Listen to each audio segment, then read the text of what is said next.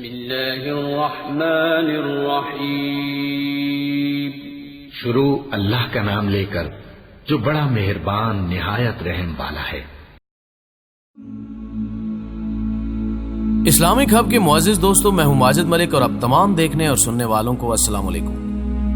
ناظرین گرامی، ہم نے پچھلی ویڈیو میں حضرت لوط علیہ السلام کی بدکار قوم کے حالات و واقعات بیان کیے تھے کہ کس طرح انہوں نے حضرت لوط علیہ السلام کا کہا نہ مانا اور کون کون سی برائیاں اس قوم میں پائی جاتی تھی۔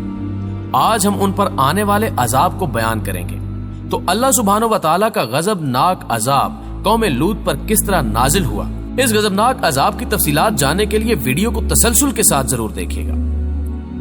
معزز ناظرین گرامی، حضرت لوط علیہ السلام کے ہاں اللہ کی طرف سے عذاب لے کر آنے والے 3 فرشتے، حضرت جبرائیل علیہ السلام، حضرت میکائیل علیہ السلام اور حضرت اسرافیل علیہ السلام، جو کہ انتہائی خوبصورت نوجوانوں کی شکل میں حضرت لوط علیہ السلام کے گھر میں مہمان بن کر موجود تھے۔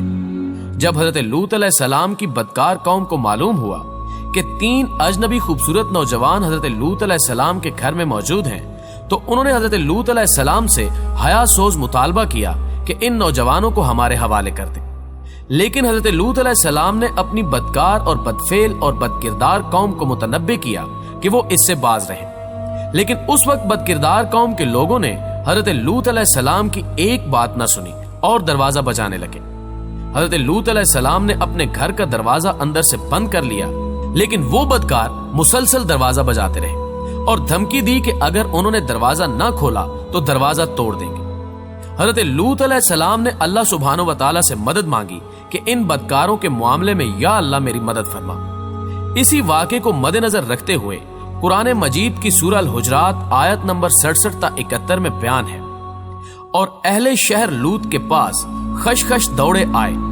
لوط نے کہا، یہ میرے مہمان ہیں، کہیں ان کے بارے میں مجھے رسوا نہ کرنا، اور اللہ سے ڈرو اور مجھے ذلیل نہ کرو۔ وہ بولے، کیا ہم نے تم کو سارے جہان کی حمایت اور طرفداری سے منع نہیں کیا؟ انہوں نے کہا کہ اگر تمہیں کرنا ہی ہے تو یہ میری قوم کی لڑکیاں ہیں، ان سے شادی کر لو۔ یعنی لوط علیہ السلام نے ان لوگوں کو حکم دیا کہ اپنی بیویوں کے پاس جایا کریں اور برائی کے جس طریقے کو اختیار کیے ہوئے ہیں ترک کر دیں۔ لیکن انہوں نے آپ کے فرمان پر کوئی توجہ نہ دی اور اپنے حیا سوز مطالبے کو دہرایا اور لوط علیہ السلام کے مہمانوں کی عزت سے کھیلنے پر مصر رہے۔ معزز دوستوں، مفسرین فرماتے ہیں کہ اللہ کے نبی لوط علیہ السلام اپنی قوم کو گھر میں داخل ہونے سے روکنے کی کوشش کرتے رہے۔ دروازہ بند تھا، وہ لوگ اسے کھولنے اور اندر گھسنے کی کوشش کر رہے تھے۔ آپ دروازے کے پیچھے سے انہیں نصیحت فرما رہے تھے۔ جب صورتحال نازک ہو گئی تو آپ نے فرمایا، اے کاش مجھ میں تمہارے مقابلے کی طاقت ہوتی یا میں کسی مضبوط قلعے میں پناہ پکڑ سکتا۔ تب فرشتوں نے کہا، اے لوط، ہم تمہارے پروردگار کے فرشتے ہیں، یہ لوگ ہرگز تم تک نہیں پہنچ سکتے۔ مفسرین فرماتے ہیں کہ جبرائیل علیہ السلام باہر تشریف لے گئے، اپنے پر کا ایک کنارہ ان کے چہرے پر مارا تو وہ اوندھے ہو گئے۔ بعض علماء کے مطابق ان کی آنکھیں بالکل معدوم ہو گئیں، نہ ان کی جگہ باقی رہی جو چہرے کی ہڈی گڑے کی صورت میں ہوتی ہے، نہ کوئی نشان باقی رہا۔ وہ دیواروں کو ٹٹولتے رہے اور اللہ کے نبی حضرت لوط علیہ السلام کو دھمکی دیتے ہوئے لوٹ گئے۔ جاتے ہوئے وہ کہہ رہے تھے، جب صبح ہوگی تو تم سے نپٹیں گے۔ جب حضرت لوط علیہ السلام نے ہر طرح سے قوم پر اتمام حجت کر دیا تو عذاب الہی نے ان کو آن لیا۔ آپ علیہ السلام کی نافرمان بیوی بھی اسی عذاب میں مبتلا ہو گئی، جیسے کہ قرآن کریم کی سورۃ القمر کی آیت نمبر 37 تا 38 میں بیان ہے، اور انہوں نے ان سے ان کے مہمانوں کو لینا چاہا تو ہم نے ان کی آنکھیں مٹا دی، سو اب میرے عذاب اور ڈرانے کے مزے چکھو، اور صبح سویرے ہی اٹل عذاب نازل ہوا۔ جب حضرت لوط علیہ السلام روانہ ہوئے تو آپ کے ساتھ صرف آپ کی 2 بیٹیاں تھیں، قوم کا ایک شخص بھی آپ کے ساتھ نہیں تھا۔ جب وہ لوگ شہر سے نکل گئے اور سورج طلوع ہوا تو اللہ کا عذاب بھی آ گیا، جسے ٹال دینا کسی کے بس میں نہیں تھا۔ قرآن مجید کی سورہ ہود کی آیت نمبر 82 تا 83 میں بیان ہے، جب ہمارا حکم آیا ہم نے اس بستی کو الٹ کر نیچے اوپر کر دیا اور ان پر پتھر کے تہ بتہ کنکر برسائے جن پر تمہارے پروردگار کے ہاں سے نشان کیے ہوئے تھے۔ وہ بستی اہل مکہ کے ظالموں سے کچھ دور نہیں۔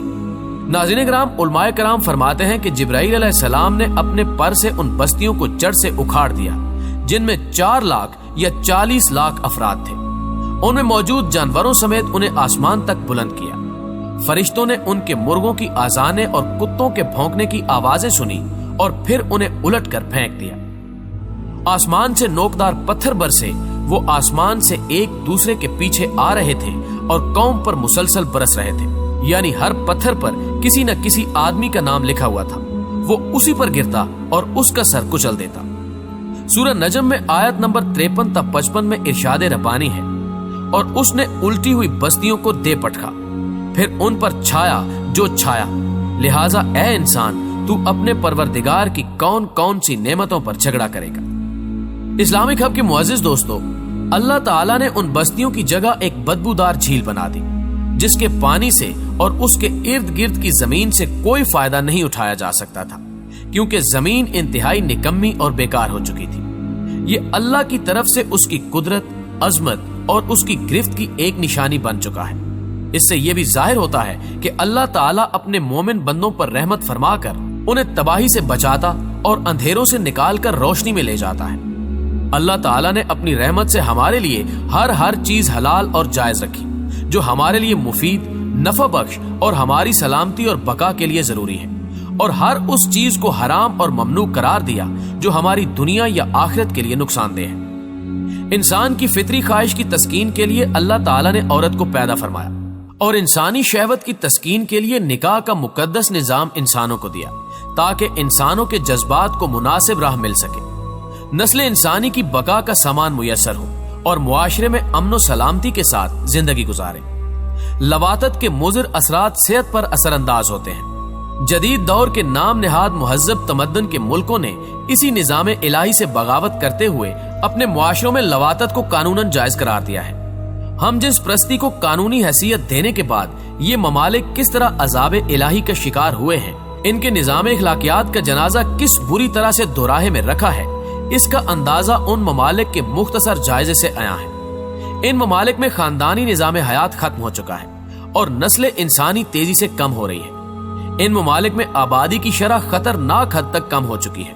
وہاں مہلک امراض جیسے ایڈز، آتش سوزاک، سیلان، خارش، اعلی تناسل کی مختلف بیماریاں اور خطرناک پھوڑے پھنسیاں عام ہیں۔ ہزاروں اسپتال ان امراض کے علاج کے لیے مختص ہیں، مگر پھر بھی ان کا حال یہ ہے کہ مرض بڑھتا ہی گیا جوں جوں دوا کی۔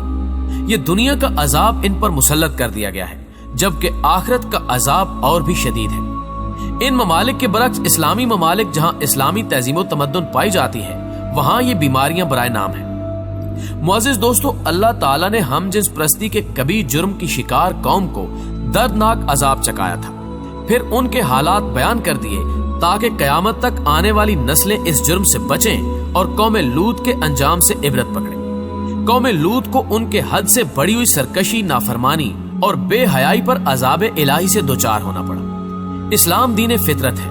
اسلام نے اپنے پیروکاروں کو ایک باحیا، عفت و عصمت اور فطرت کے عین مطابق نظام حیات دیا ہے، لہٰذا اسلام ہر بے حیائی سے روکتا ہے اور غیر فطری عمل کو ناپسندیدگی کی نظر سے دیکھتا ہے، کیونکہ لواطت ایک سخت، کبھی اور غیر فطری اور ناشائستہ اور بے حیائی کا کام تھا۔ اس لیے اسلام نے اس جرم کی سزا بھی شدید ترین رکھی ہے، تاکہ لوگ اس کے قریب جانے سے بھی باز آ جائیں اور فطرت سلیمہ کے اصولوں کے مطابق زندگی بسر کریں۔ رحمت للعالمین حضرت محمد صلی اللہ علیہ وآلہ وسلم نے اس جرم کی سزا بتاتے ہوئے ارشاد فرمایا، تم جس شخص کو قوم لوط والا عمل کرتے دیکھو تو فاعل اور مفعول دونوں کو قتل کر دو۔ قتل کی کیفیت بیان کرتے ہوئے ائمہ اہل سنت فرماتے ہیں کہ اس جرم کے مرتکب شخص کو پتھروں سے رجم کر دیا جائے، خواہ وہ کمارہ ہو یا شادی شدہ۔ امام ابو حنیفہ رحمۃ اللہ علیہ فرماتے ہیں ایسے شخص کو پہاڑ کی چوٹی سے نیچے گرا دیا جائے اور پھر اس پر پتھروں کی بارش کر دی جائے، جیسا کہ لوط علیہ السلام کی قوم کے ساتھ کیا گیا تھا۔ حضرت لوط علیہ السلام کے قصے سے مہمان نوازی اور مہمانوں کی عزت و تکریم کرنے کا درس ملتا ہے۔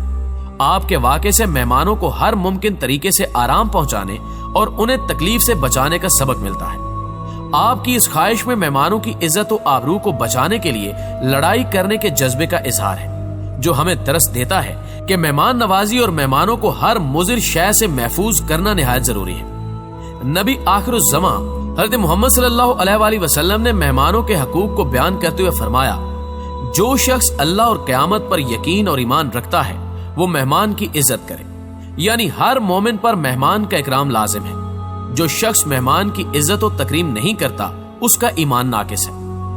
معزز ناظرین گرامی، آخر میں اللہ سبحانہ و تعالیٰ سے التجا ہے کہ اللہ ہم سب کو قوم لوط جیسے بد اعمال کرنے سے محفوظ رکھے اور حضرت لوط علیہ السلام کی مہمان نوازی اور مہمانوں کی عزت و تکریم بجا لانے کی توفیق عطا فرمائے، اور اللہ رب العزت ہم سب کی عزتوں کو محفوظ فرمائے، آمین یا رب العالمین۔